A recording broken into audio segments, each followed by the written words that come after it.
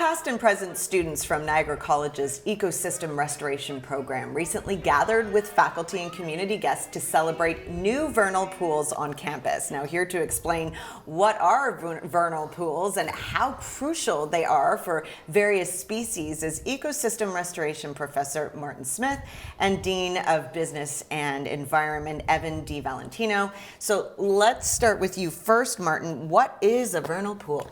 Well, thanks for asking, Kate. Yeah, vernal pools are shallow, temporary ponds.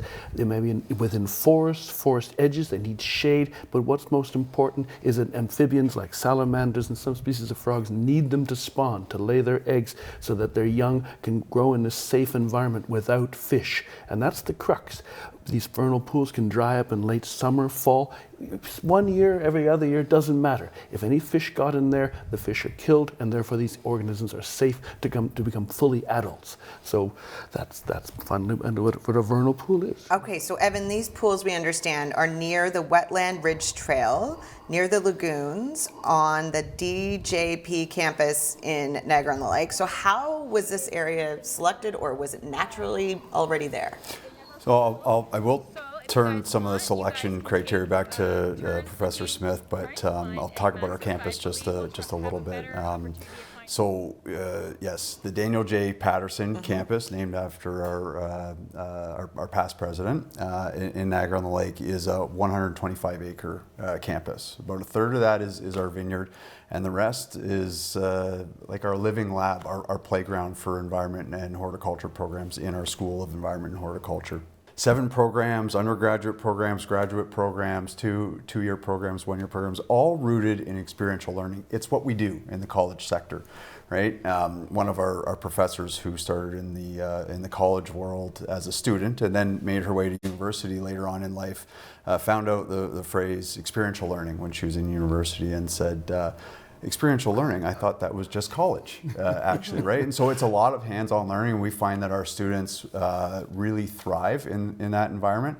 They can blend the theory with the hands-on learning, and some will actually go on to university after that, and it makes a lot more practical sense when you've got that hands-on piece. So I'm getting away from the campus aspect of this, and so I'll turn it back over to Professor Smith to talk about why this specific area of our 125-acre campus was selected for the salamander.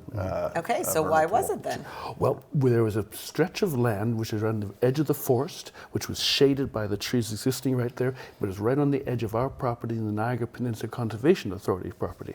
But it was the right lay of the land, and we already had a couple of existing natural pools nearby, but they were getting too full. They were running out of space to lay their eggs. So we chose this area right beside it, which may be able to be dammable and to back up the water to create this habitat. So we chose its proximity to the existing ponds and the fact that it was still on our campus, barely.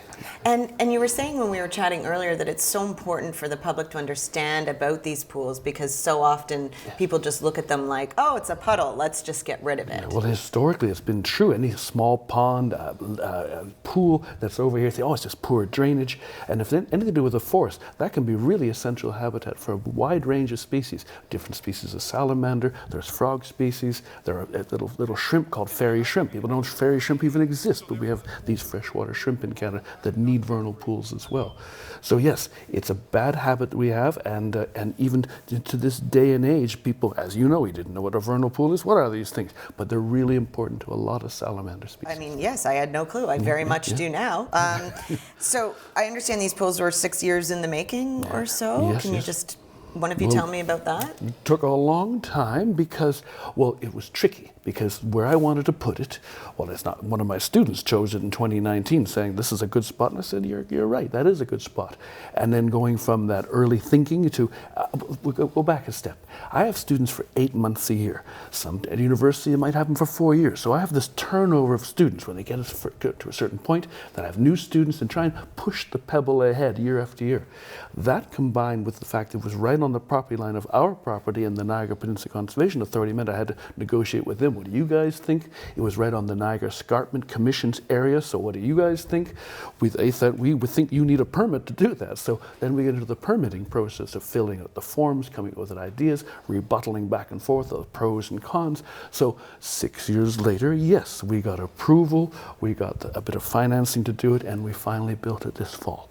And if I can add to that entire cycle, even though it's prolonged slightly because it's part of our academic, it's integrated academically, right, across 6 cohorts of students, is all part of real world learning. It's what happens from identifying the site to landing on the concept, design, getting to the permit phase, raising funds. And so Martin Smith, Professor Smith and others have figured out a way to connect 6 years of students along this project continuum. Well, maybe you can build on that, Evan, because you had this vernal pool party on March 27th. What was that like for the students?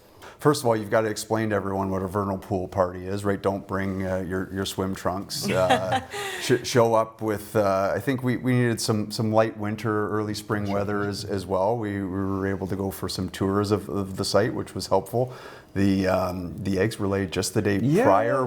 They were spotted, right? I was lucky.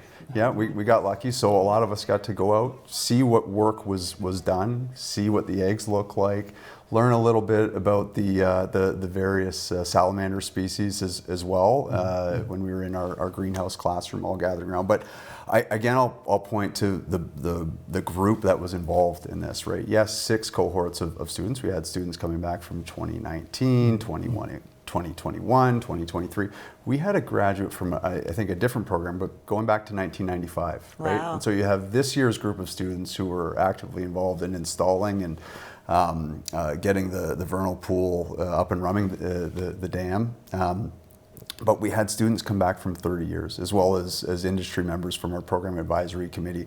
Our president, Sean Kennedy, and his wife, Carrie Kennedy. This is, yes, it's part of what we do at the college in terms of experiential learning, but it's also part of who we are. And so it was really nice to welcome back such a large group for this.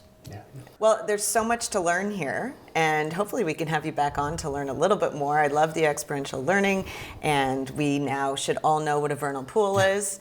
I will be sharing all of this as well on my social media. Thank you so much for both being in the studio today. Thanks, Kate. Thank you very much, Kate.